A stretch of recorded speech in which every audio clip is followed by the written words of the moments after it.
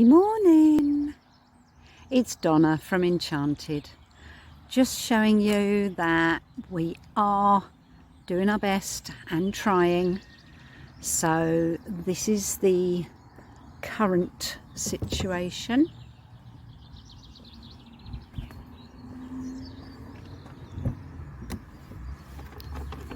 The outside of the new office is now bitumen painted, long lasting, so hopefully that will keep us nice and watertight.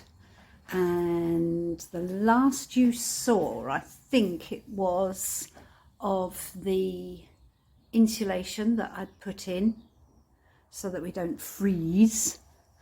The electrics are gone completely now, so I've got no power at all. And this is the boarding just going up.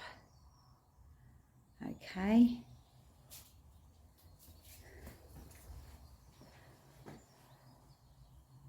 So this is the boarding, and we're just waiting for wonderful Tim to come and update and upgrade and make the electrics be as opposed to what I've got, which is just hysterical. He's going to upgrade them, update them, and make them safe and sound, covering all the regulations obviously for electric. So that's that. I'll get back when we've done something.